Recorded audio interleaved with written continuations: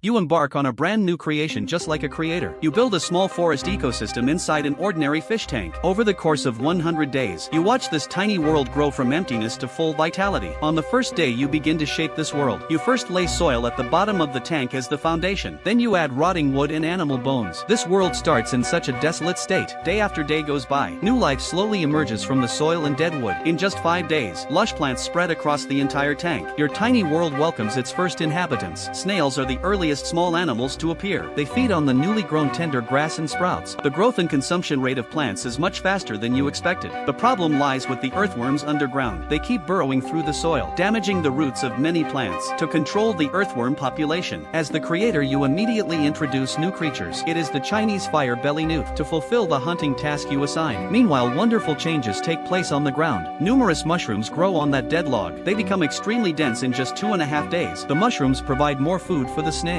They climb onto the log one after another to enjoy the new delicacy. Inside the wood, an ant colony is quietly growing. There is a queen ant. She is taking care of the first batch of ant eggs. When these eggs hatch, they will become the queen's helpers. By day 21, plants grow even more luxuriantly. Competition between different creatures becomes fiercer. Take this female salmon for example. She has just laid her eggs and is already targeted by other animals. Crickets keep trying to eat these eggs. With no natural predators, the cricket population grows out of control. So you add 2 jumping spiders, one male and one female. They look small and cute, but they are highly skilled insect hunters. After entering this tiny world, the 2 jumping spiders start hunting right away. Crickets have good eyesight, but jumping spiders are even faster. One bite from a jumping spider and a cricket loses all mobility. Then it becomes the spider's meal. At this moment, the first worker ant is born in the ant nest. The queen ant helps it stretch its body. An increasingly powerful ant colony is slowly taking shape. On day 50, the tank is covered with all kinds of plants. Plants compete with each other for growing space. You realize more small herbivores are needed to maintain balance, so you introduce millipedes. As soon as they enter this world, they burrow into the vegetation and begin their lives. The jumping spider that has not been seen for a long time has built a nest with silk. It turns out she already has her own babies. She builds the nest to protect her young. She even seals the entrance to avoid outside disturbance. On the other side, the salmon eggs have successfully hatched. The newly hatched baby salmon look adorable. They do not yet know where they are, nor do they know that a special rain is coming. You simulate an artificial rainfall. Rain falls and all animals drink the fresh water. Flowers bloom fully after the rain. The entire tiny world becomes more vibrant. But life grows increasingly difficult for the jumping spider. The expanding ant colony takes away much of her food. The jumping spider seems to be asking you for help. So you introduce another new creature, the wood scorpion.